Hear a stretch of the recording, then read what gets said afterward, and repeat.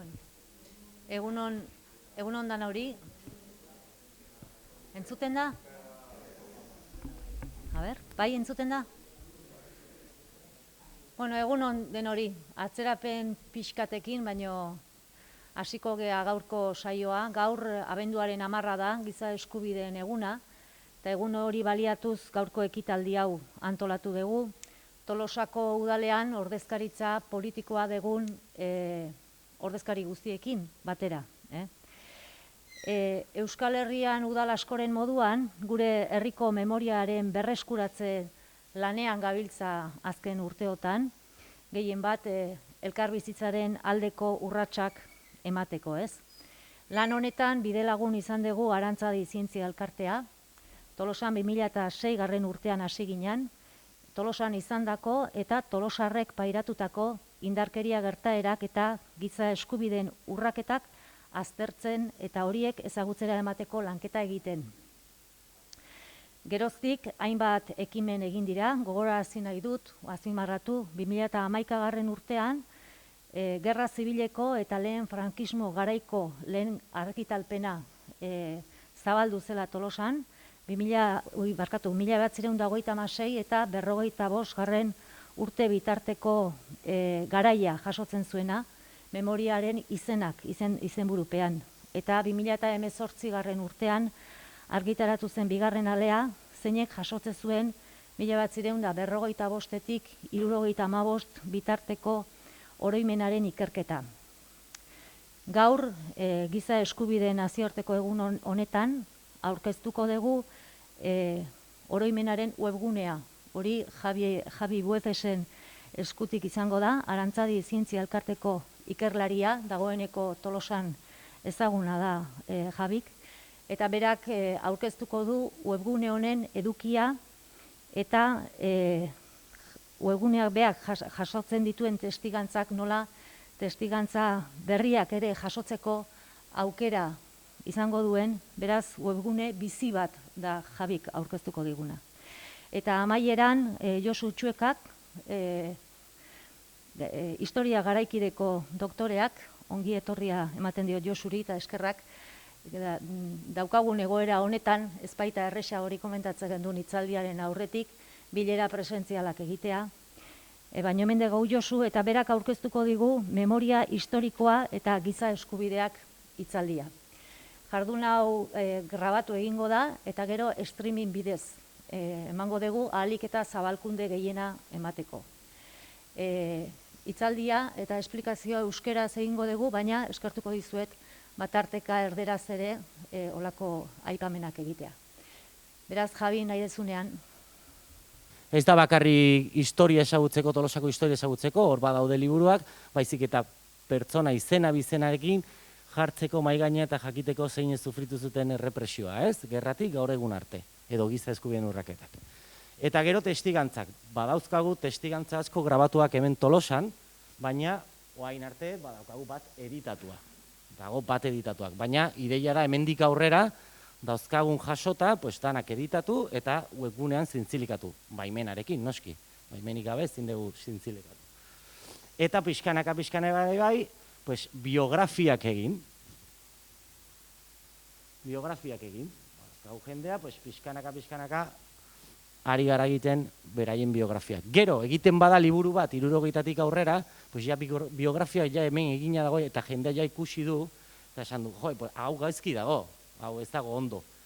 Aldegu aldatu, gero liburu egiteko, ja zuzenketak ja eginak, ez? Zuekin, jendearekin. Eta noski, importantena da, harremana jartzeko.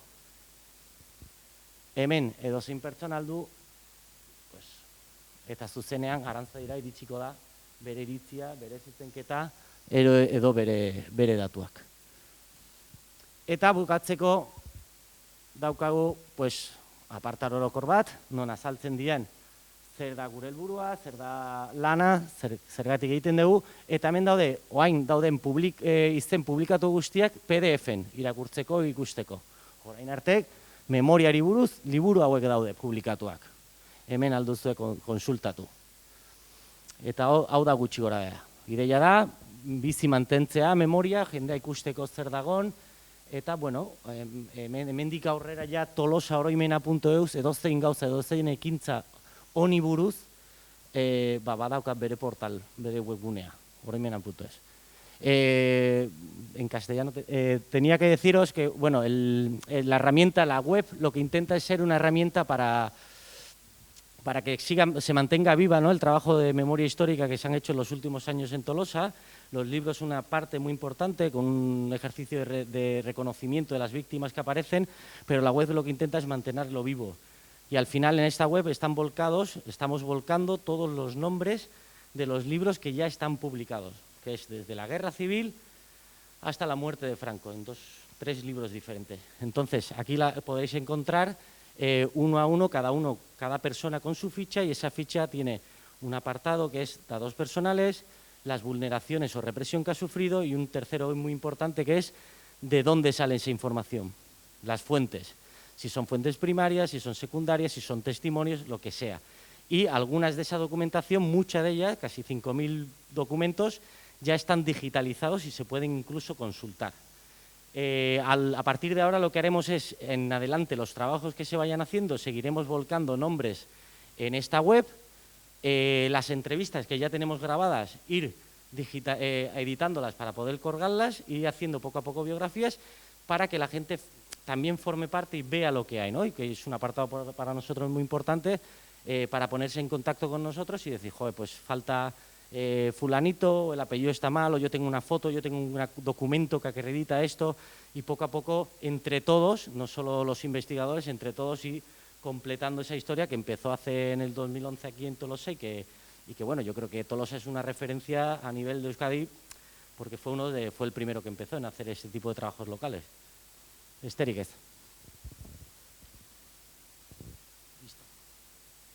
Bueno, orain Josu, nola egingo dugu?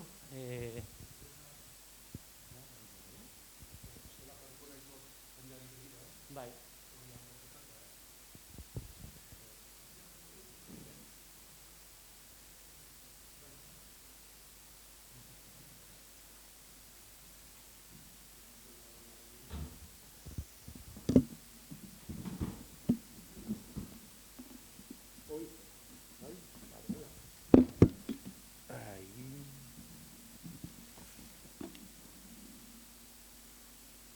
Bueno,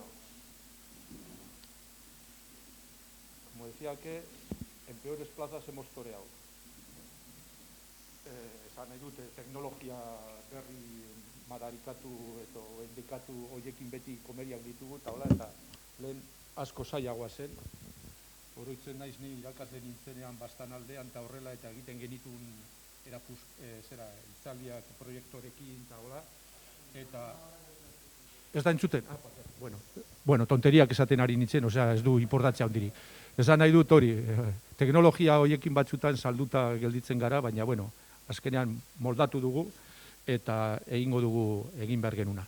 Hasteko, bueno, eskertu nahi diet, edo mila esker Arantzadikoei aukera ematen diatelako gogoko kontuetaz hitz egiteko, eta batez ere mila esker eta zorionak Tolosako udalari olako ekimenak martxan jarri dituzuelako, eta nik uste dut oso interesgarria eta oso bide honetik zoazestela bide honetatik.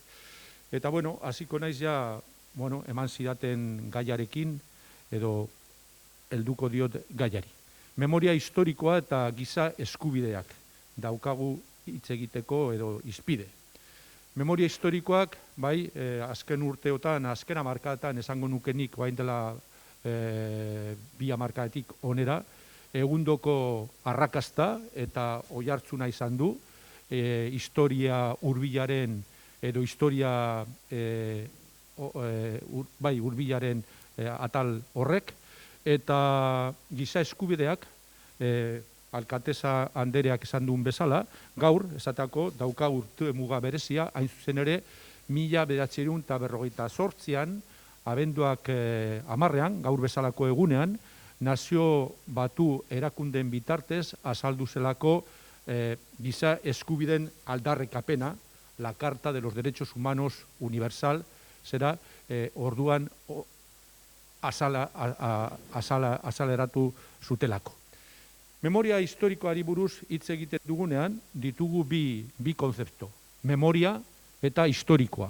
Eta adjetiboa dena, historikoa, niretako sustantzia edo mamia da, eta memoria da sustantzia horren pizgarria, nola baita esateko. Enbor horren pizgarria. Baina denok ulertzen dugu, hemen, Estatu Espainiarran, Euskal Herrian, Tolosan eta horrela, memoria historikoaz hitz egiten ari garenean, hitz egiten ari gara, hain zuzen ere, aro batetaz, Errepublikatik onera etortzen den aro eta problematikaz. Eta zentratuta dago, orduan, izan ziren, hain zuzen ere, giza eskubideen aurkako zanpaketa edo errepresio kontuetaz. Hau nola doa, bai, oso ondo. Hau, ezen hasi esan dudan bezala 2000 urtean edo 2007 urtean azaldu zenean lege famatu hori, la ley de la memoria histórica, lehenagotik bazetorren. Eta Franco hil ta gero, esateako hainbat tokitan, hasi ziren, uain egiten ari zaren bezala, tokian tokiko ikerketak, eta batez ere, esateako, desobiratzeak eta errekuperatzea, esateako errekuperatzen hasi ziren, zera, gerra garaietan izandako erailketak eta bar. Baina, esan duan bezala, 2000tik onera horrek egundoko indarra hartu du estatu osoan. Esateako, hor, argazkean duzuena, hori da 2009an, Sartaguda aldean, segurazki denok ezagutzen duzue, inauguratu zutenean Parque de la Memoria delakoa. Hor ditugunak dire bizkiak, Miren eta Carmele Agirre, Fortunato Agirre, Lizarrako alkate zenaren alabak. Beraiek jaio ziren, Fortunatu, fusilatu eta 2 hilabetetara. Eta hor, tristeziaz, baina arrotasunez, markatzen dute murru horretan bere aitaren izena, betirako geldituko delako hor jende guztien aurrean, beste 3200 hildakoekin batera betirako. Baina hori gertatu zen 2009 urtean, nahiko berandu, guain dela 10 urte. Baina esan dudan bezala, hori hasita zegoen ja, hainbat tokitan, Franco hil ta gero, ala moduz, egin zituzten olako desilo beratzeak eta hola aitzurraz eta palaz. 2000 urtetik ze aldaketa dator. Etorri zen aldaketa importante bat. Bat, sartu ziren eremu hoietan edo auzi hoietan Arantzadi bezalako elkarteak. 2000 urtean esate baterako lehenbiziko aldiz egiten daia olako induzketa, olako desobiratze era zientifikoaz. Eta hor dugu esatako, denok ezagutuko duzuen Paco Etxeberria eta bere taldea, Priarantza del Bierzo deitzen den herriska batean, Eleon aldean, eta ADN frogarekin, eta horrela jakiteko nortzuk dire esatako hor aurkitu dituztenen artean.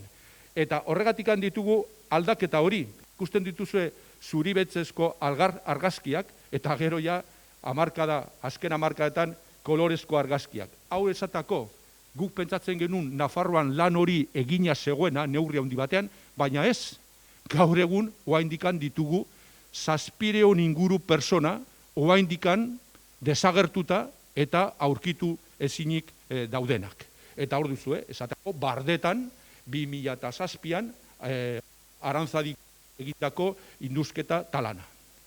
Eta esan dudan bezala, 2007an, azaldu zen mugimendu horren ondorio bezala legea. Lege hori aurkeztu zuten lege horren egitasmoa Izquierda Republicana de Kataluniakoek. 2004an. Eta eztabaida asko izan ta gero, 2007an bukaeran, legealdi horren bukaeran azkenean onartu zen. Izenburu horrekin, inork ezagutzen ez duen izenburu luze horrekin, baina lege horren izenburu hauxe da. Ley 52/2007, por la que se reconocen y amplían derechos y se establecen medidas a favor de quienes padecieron persecución o violencia durante la guerra civil y la dictadura. Baina denok ezagutzen dugu eta erabiltzen dugun terminoa da, Esquerra Republicana de Kataluniak bere aurre proiektuan aurkeztutakoa. ley de memoria historika delakoa. Baina horrek, kontu horiek aparte utzita, horrek dauka garrantzi bat. Zeren lehenbiziko aldiz, Estatu Espainiarrean hasi zen politika publiko bat egiten memoria historikoaren alde. Oso mugatua ikusiko dugun bezala, baina lehenbiziko aldiz badago lege hori, eta gainera lege horrek gero izan zuen suerte txar bat, zeren indarrean egon zen, nolabait esateko, 2007-tik 2011 bitartean, eta naiz eta indarrean egon legalki, aurrekuentu edo presupuesto guztiak Mariano Rajoyk kendu zizkiolako, antzua suertatu zin 2011 geroztik. Oaingo gobernu sozialista berriro iritzi arte. Eta kantuan izan da, ze gabeziak ditun edo zitun lege horrek, oain aurkeztuko digute, laster, zera aurkeztu digute ja aurreproiektu bat, lei de memoria demokratiko izen horrekin hasitakoa, zera hori zuzentzeko. Baina, bueno, hortara iritsiko gara. Lege honen, lege horrek zitun lan egiteko eremuak, ziren hain zuzen ere aurreko urtetan elkarte memorialistek edo tokian tokiko taldeek egindako lanen jarraipenak. Alde batzutan, edo eremu batzutan. Errepresioaren eremutan batez ere. Hildakoena, eta hildako asko bagenituen beraien datuak ezaugarria izan zirelako sasi epaiketa batzuen bitartez, baina testigantza dokumentala dugu, baina baita ere izan ziren asko eta asko, lehen aipatu ditugun bezala, nunbait eraildakoak, nunbait lurperatuta, asko eta asko desagertuta, eta dakizuenez, 2006an, Nazio Batuen elkarteak salatuzun Espainiak zeukan egoera berezi hori. Kanboiarekin batera, mundu mailan desagertutakoen kopuru handiena zuelako. Eta kontu horietaz lan egiten zuten orduan.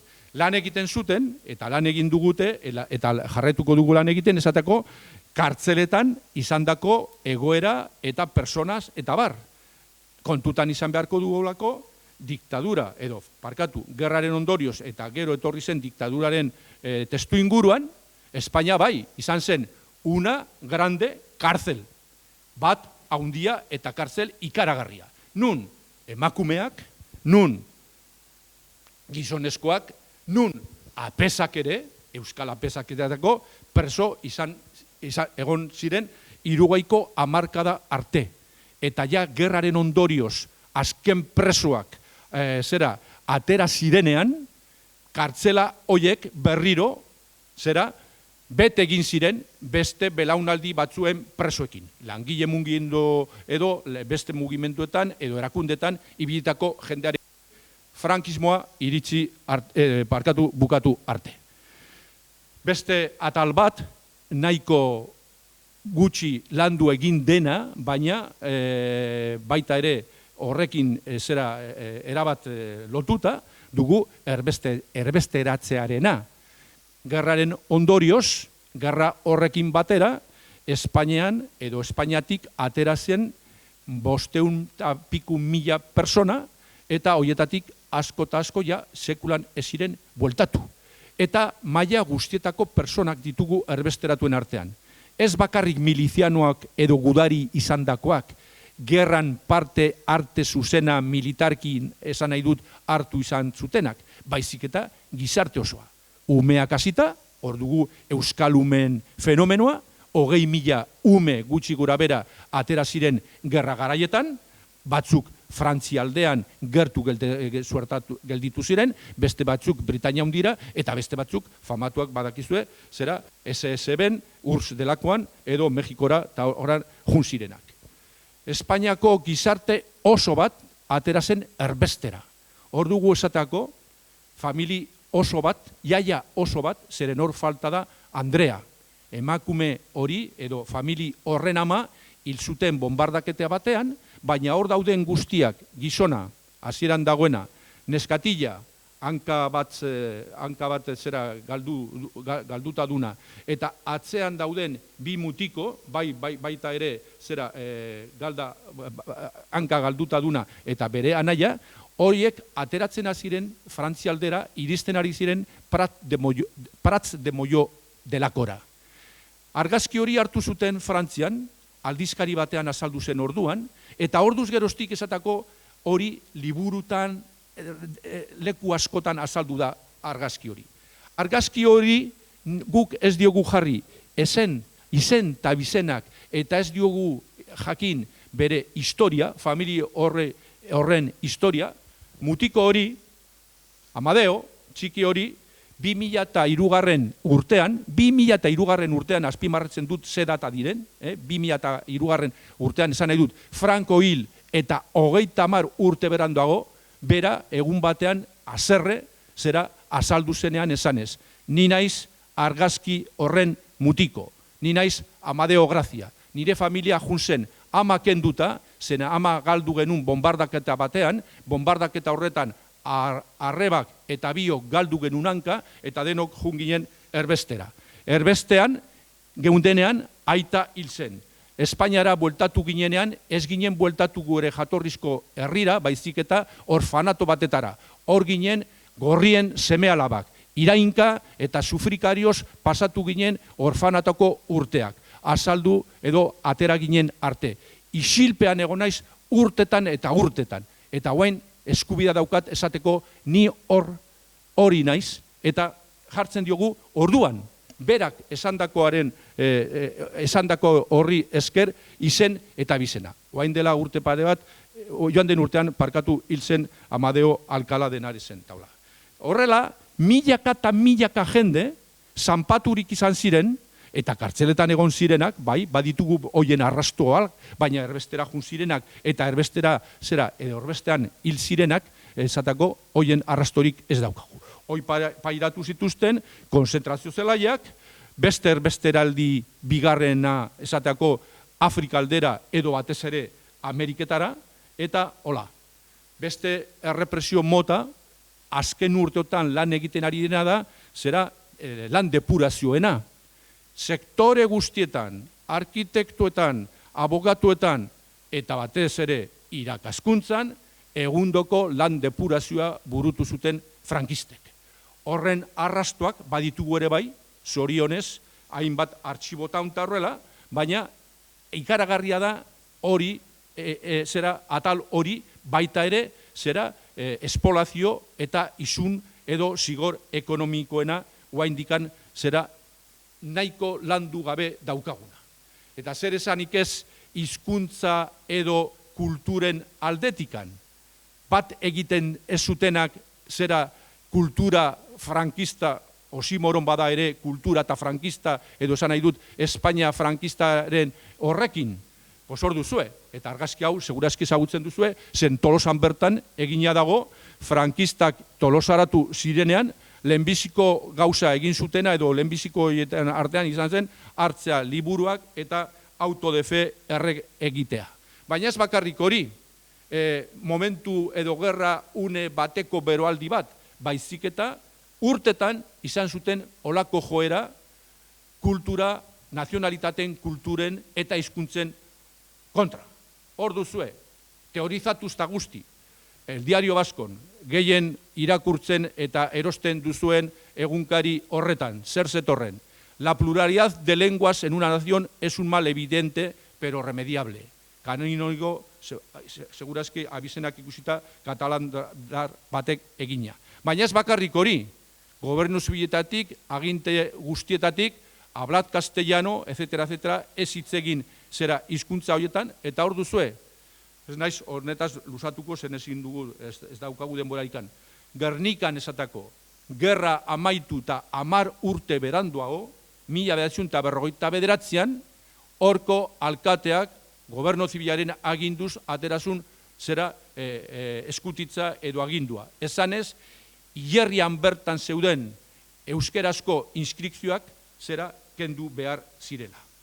Zer esanik ez, baita ere, espolio ekonomiko eta politiko ikaragarriarekin.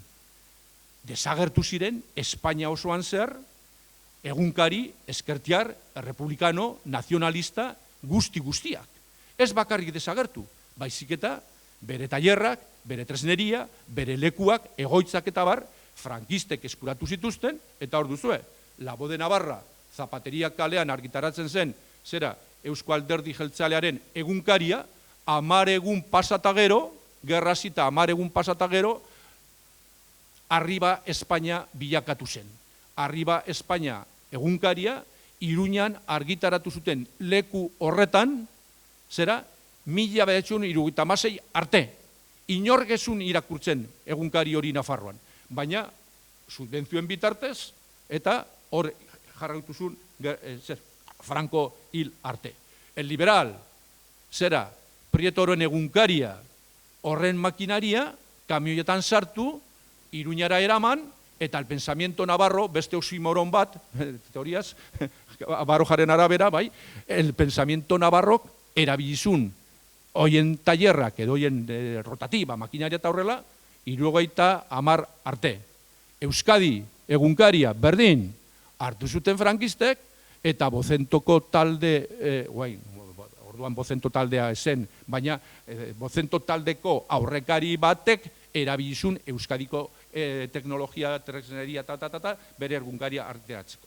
Eta ikusi duzue, hemen ikusita jendearen adina, denok sautu duzue, hemen Gipuzkoan, unidaz, bai, eldia jelkidek Gipuzkoan zeukaten egunkariaren tailerretan argitatu egiten zena, edo La Voz de España, ezagutu duzu ere bai, La Voz de Gipuzkoaren ordez ateratako egunkari frankista. Bai, eta hemen daukagun bereiztasun importantea da, izan zen, hau hasi zen ez orduan, gerra bukatu zen egunean, baizik eta 36tik bertatik. Esan duan bezala, esatako, La Voz de Navarraren ordez, Arriba Espainia, 36ko abuztuan ja kalean zegoen. Eta hemen Gipuzkoan, 36ko iraietik aurrera, baita ere gauza bera. Eta epaiketak, eta bar. Baina, gerra ofizialki amaitu zen orduan, baina olako kontuak ez ziren amaitu. Eta iraun zuten, hori, Ley de Responsabilidades Políticas esatako, 72 arte indarrean egon zen. Eta gero, frankismoak edo diktadurak jarritako zera legen aldetikan, egitura judizialen aldetikan, frankismoren bukaera arte iraun zuten. Europan, zesatako, Alemanian, nazien agintea edo diktadura, edo nahi duzun bezala, edo nazismoa, 13 urtez egon zen indarrean. Italian, 2 hamarkada, baina frankismoak iraunzun bera hil arte. Izan zitun hainbat laguntzaile, zera, hasieroko urtetan hori, erregimen fasistena, baina gero, 50 marraz geroztik, baita ere, Britania Handikoa, Frantzikoa eta Estatu Batutakoa. Hor duzue. Tarte luze horretan, hamarkada luze horretan, juntzen desagertzen gerra aurreko belaunaldi importantea. Eta nik bakarrik hemen aipatuko ditut Tolosako hainbat adibide. Hor, aurrean duzuena da Doroteo Fiaurriz, Euskadi Buru Batzarreko lehendakaria, Tolosarra, erbesteratu zen, eta erbestean hil zen 47an, 48an nahiko goiz. Beste bat, Tolosakoa, hau oso ezaguna duzue, segurazki, bueltatu zelako nahiko berandu, baina bueltatu zen Tolosara, eta hemen bere azken urteak eman zitun, eta okerez banago 77an hil zen, Isaac López Mendizabal. Hau, Ameriketara juntzen, eta Buenos Airesen hor sortuzun ekin argitaletzea Andres Irujorekin batera. Bai, erbeste luzea, eta azkenean hor duzue ja onera bueltatu zenean. Hemen duzue beste tolosar bat, emakumea, kasu honetan oso interesgarria, Cecilia G. García de Guillarte, Tolosakoa, kasetaria, oso aurrerakoia bere garaian, CNT-ko kasetaria, gerran parkatu frontetan ibilitakoa, Mexikora erbesteratu zen, hau ere bai bueltatu zen, eta hemen Tolosan hil zen, baina baita ere, hau esatako bueltatuko ez balitz, eta segurazki bere alabak eta beste batzuek ez baziren arduratu bere lanaz eta bere kontuetaz idazten eta errekuperatzen, ez ezaguna izango zen beste asko bezala. Hau segurazki ezagutu duzue, Lirio Díez. Bere aita, Galo Díez, biak Tolosakoak, anarkisten munduan, bere aita, Galo Díez, oso importantea, lider antzeko edo lider pareko, bai, hil zen gerran Valencia aldean, istripuz, bai, baina esatako Liriok jarraituzun gerra egiten, erbesteratu zen, Gurzko zelaian egon zen, hau ere bai, bueltatu zen Tolosara, Tolosan egin nion argazki hori oain dela urte desente, ja hilda Lirio, bai esan nahi dut, olakoak 100.000 lagun ditugu Euskal Herrian nola izateko hori. Kategoria horretan, ez ezagunen kategoria horretan sartzen direna. Beste Tolosarra, hemen duzue, oaindikan bizi da, gazte, Zarzarra, Barcelona aldan dago, Mari Zagala, hemen gertatzen da betikoa, bere zenarra zen Pérez Carranza, nahiko ezaguna medio nazionalisten artean eta horrela, baina hau, Carranza bezain importanta izan zen, hau gerra egin zuen hemen Euskal Herrian, Eusko Jaurlaritzaren staff administratiboan, gero jarraitu zuen Katalunian, eta gero erbesteratu, eta erbestean egon da hamarkada luze zera Venezuelan Barcelonatu den guain dela gutxi arte. Tarte horretan, ja bigarren puntura goaz nola izateko edo bigarren zatira, esan dudan bezala, gaur bezalako egun batean, zera, nazioarte mailan aldarrikatu zuten giza eskubideen aldarrikapen unibertsala. Espainiak esun sinatu, hasteko orduan nazio batu erakundean ez egolako, 58an. Espainian sartu zen nebeen 53an, 5 urte beranduago. Baina gainera, naiz eta nebeen sartu, beti uko egin zion edo bizkarra eman zion adierazpen horri. 30 artikulu zeuden eta hor funtsesko eskubideak bilduta ditugu. Norbanako guztiek dute bizitzeko, aske izateko eta segurtasunerako eskubidea. Todo individuo tiene derecho a la vida, a la libertad y a la seguridad de su persona. Oraindikan Espainian egiten ziren epaiketak heriotz zigorrarekin. Azken heriotz zigorra izan zen, dakizunez, gerrarekin lotuta, 73an, Julian Grimauren aurka. Eta azken heriotz zigorra gauzatuta, Franco hil eta hilabete lehenago, edo hilabete pare bat lehenago. Txiki, Otaegi eta Frapekoen 3 kideen artean, 1975ko iraiak 27an. Beste artikulu bat, inor ezingo da arrazoirik gabe atxilotu, preso, hartu edo erbesteratu. Nadie podrá ser arbitrariamente detenido, preso ni desterrado.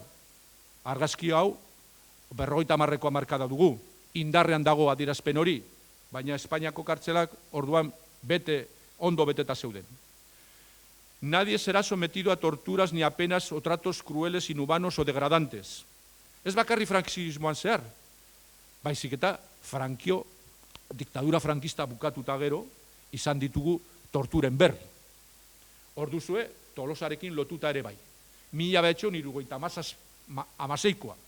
Amparo Arangoa Satrustegi, Leitzarra. Leitzan atxilotua, Tolosara ekarri, 3-4 ordu hemengo kuartelean egonda, eta kuartelatik berriro Leitzara bidali eta medikuak bidali behar izan zuen ospitalera, Nafarrako ospitalera. Tortura, 76an indarrean zegoen. Tortura, indarrean egonda, Arantzadik ondo landuta dauka kontu hori, zoritxarrez gure 21. mendera iritsi arte. Naiz eta erabili ohiko eufemismo gehien jota, malos tratos, tortura pean egiten dena. Toda persona tiene derecho a salir de cualquier país, incluso del propio, y a regresar a su país. Todo individuo tiene derecho a la libertad de opinión y de expresión. Este derecho incluye el de no ser molestado a causa de sus opiniones, el de investigar y recibir informaciones y opiniones y el de difundirlas sin limitación de fronteras por cualquier medio de expresión. Espainian zensura izan dugu, Franco hilta gero, oraindikan zensura genuen komunikabideen aldetikan. Bai, denok ezagutu dugu. Askatasun eta hola desagertuta erabat. Toda persona tiene derecho a la libertad de reunión y de asociación pacíficas. Nornaik du bakean biltzeko eta elkartzeko eskubidea. Denok, badakizu, manifestatzeko, elkartzeko, eta horrela, edo klandestinidean, edo errepresioaren aldetik. Toda persona tiene derecho a una nacionalidad. Persona orok du herritartasuna izateko eskubidea. Guk, gure ezaugarri nazional minimoak ezabatuta genitun. Ja euskera, urten poderioz, noski erabiltzen zen, hasi ziren ikastola, eta holako mugimenduak eta horrela, ala moduz, baina hainbat gauza, ikurrina eman dezagun, eta abar, debekatuta, nahiko berandu arte. Persona horok du eskubidea elkarteko, eta hori ikusi dugu. Baita ere, oinarri minimo batzuk martzan jartzeko, hemen dagoen jendeak, adinekoa du, baina gaur, gazte bati, Euskal Herriko Unibertsitatean dagoen gazte bati galdetuko bagenio esateko nundi dator bere unibertsitate edo gure unibertsitateko ikurra, segurazki ez du jakingo pegatina errebindikatibo baten bitartez zera etorri zen gaur egun daukagun logo edo ikurra, eta nola errebindikatu behar genuen Euskal Unibertsitatea, Euskal Herriko Unibertsitatea, hemen unibertsitaterik ez egolako, tabar, bale?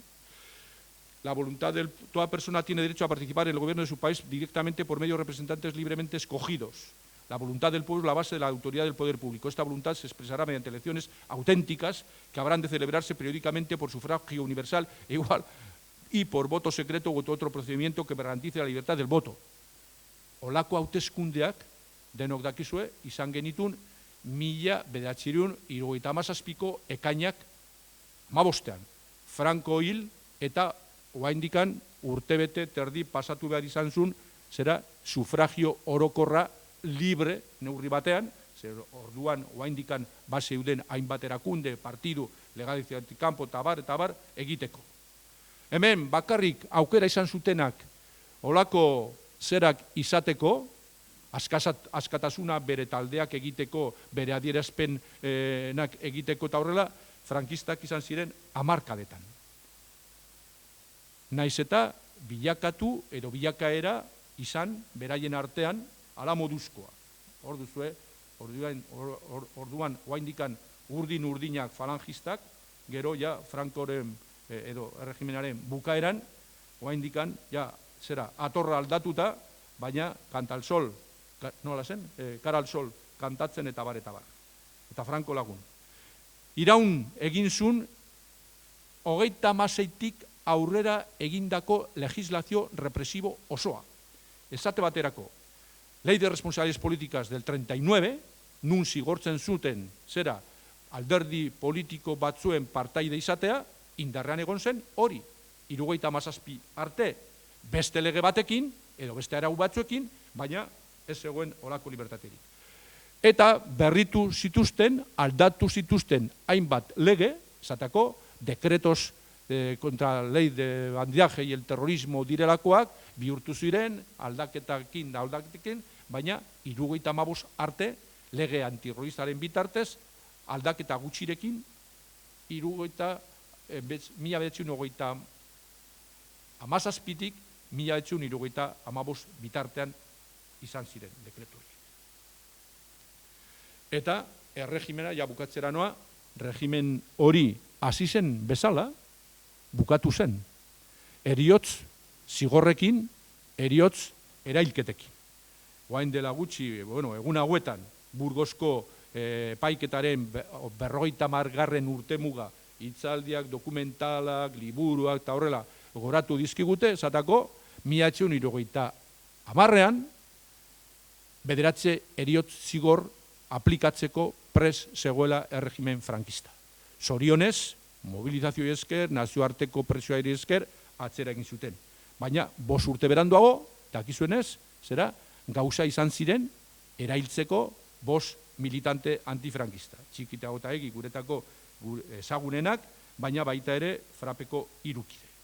Mobilizazioak izan behar genitun, hain zuzen ere, esatako kartzelak ustutzeko.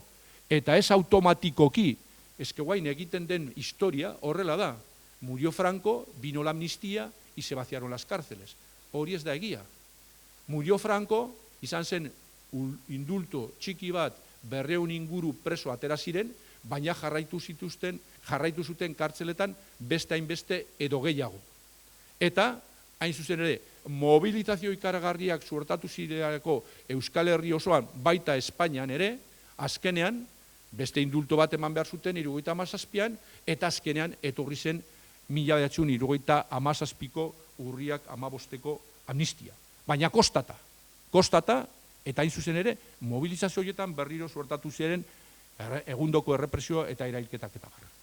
Eta ja horrekin bukatzen dut, esan nahi dut, memoria historikoak landu nahi du kontu guzti horiek, eta lege horrek eta horren inguruan suertatu diren ekimen instituzionalak eta tokian tokiko ekimenek aurrera eraman gaituzte eta aurreratu dute gure orduko kontuen ezagutza. Eta horregatikan dakigu dela baita ere, diktadura frankistaren eta transiziko lehenbizko urtetako egoera eta giza eskubidena zerbait oso kontrajarria. Eta guain, ja honekin bukatzera noa, esan dudan bezala, prestatzen ari dire, eta ja gobernuak berak ja aurkeztu du aurre proiektu bat, deitutakoa hola, lei de memoria demokratika. Baina horrek ere bai, ez badugu, azpitik presioa egiten alderdi politikoen bitartez, talde memorialisten bitartez eta horrela, suerta daiteke baita ere lege antzu bat.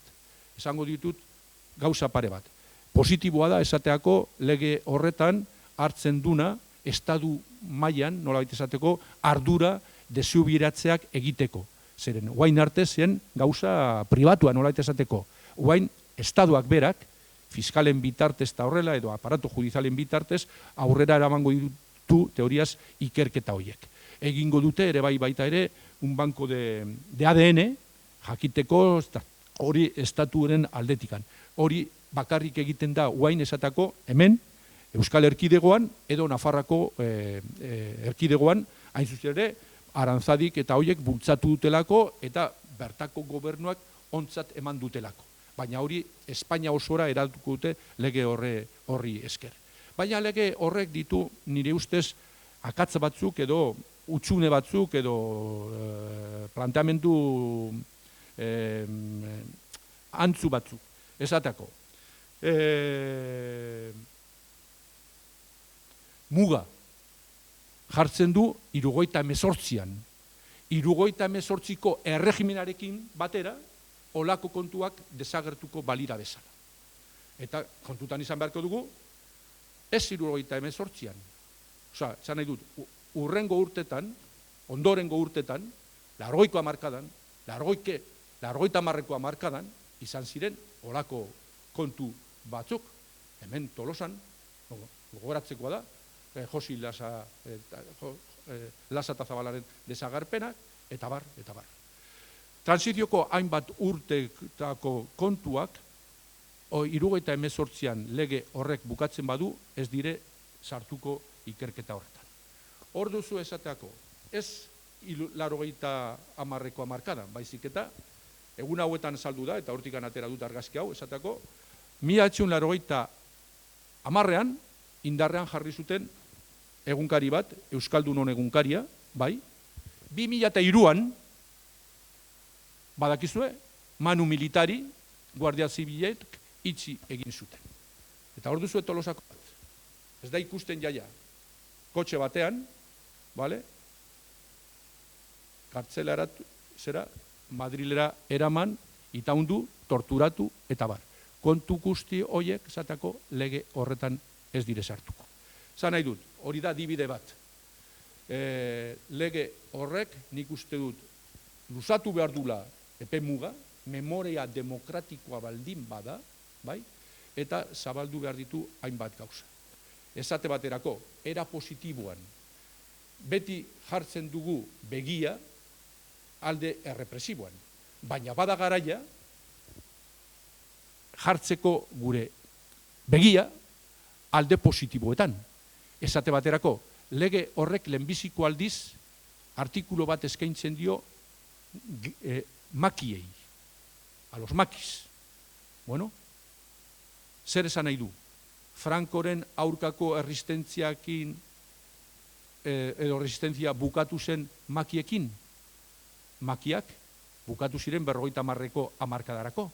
Baina 50ko hamarkadan, 60ko hamarkadan, 70ko hamarkadan izan ziren beste mugimendu batzuk, langile mugimendua, ikasle mugimendua, erakunde eta alderdi klandestinoak eta aurrera eraman zituzten borroka antifrankistak.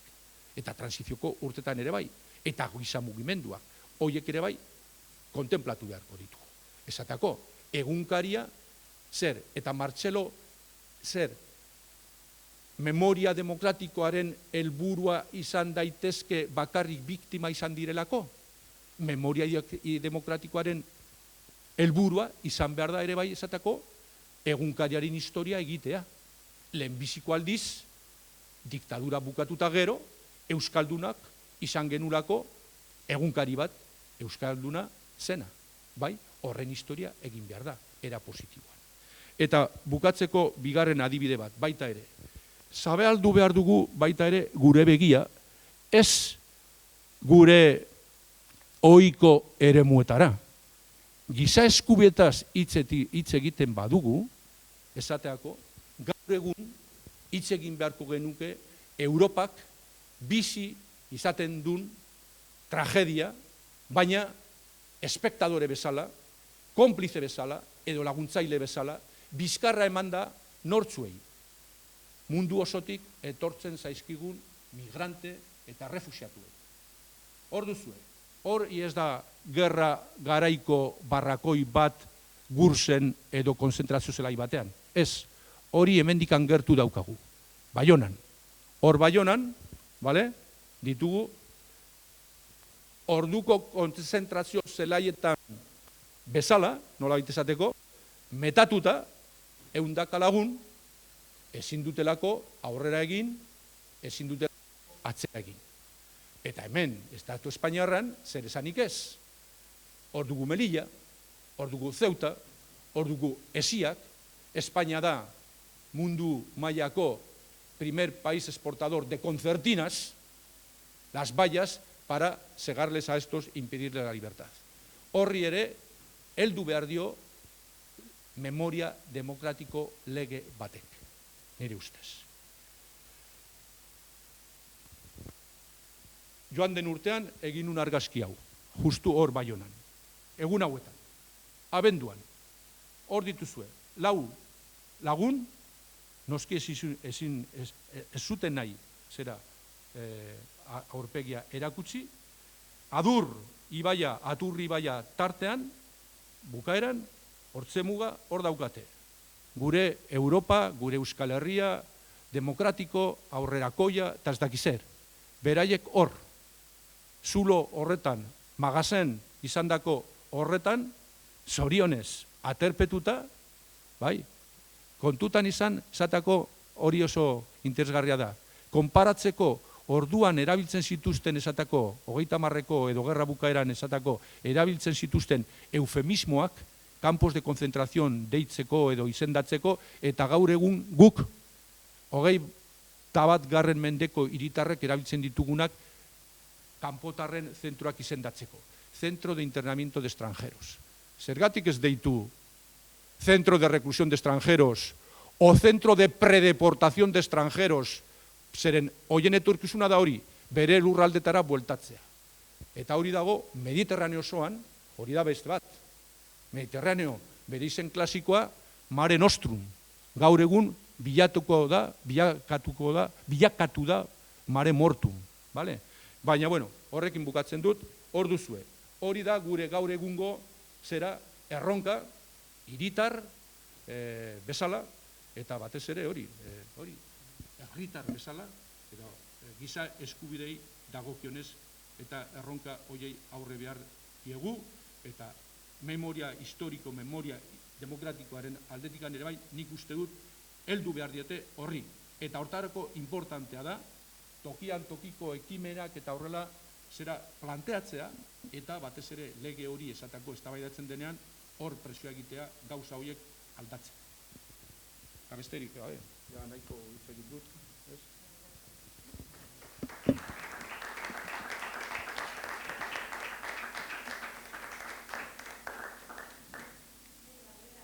Me imagino que has entendido prácticamente todo con las imágenes. José. Y además ya sabes, en Tolosa tienes unos euskaltegis maravillosos. Euskaltegis. Pues jarraitu. Hauen ama.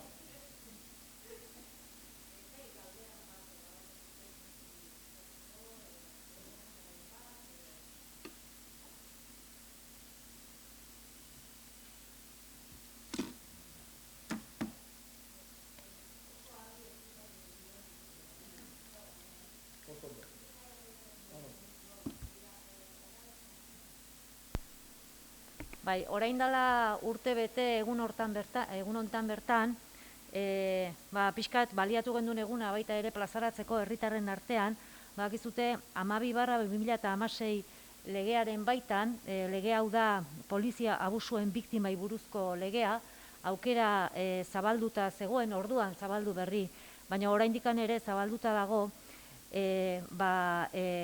bakoitzak bere ekarpenak egiteko. Lege honek bilatzen duna da, babesa, aitortza eta erreparazioa eskaintzea, estatuak praktikara eramandako giza eskubide urraketak jasan dituzten biktimei.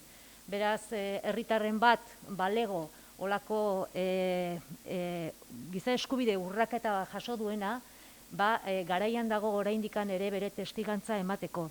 Egin dezake Egiari Zor Fundazioaren eskutik, komunikabidetan ere atera dira, baina baliatu nahi gendun baita ere mikrofono hau herritarren artean zabaltzeko oraindik epe hori ere zabalduta badagoela. Honik eskertu nahi dio Josuri egindako hitzaldia gehien bat, oroimenaren inguruan, oroimenaren garrantzia azpimarratzeagatik.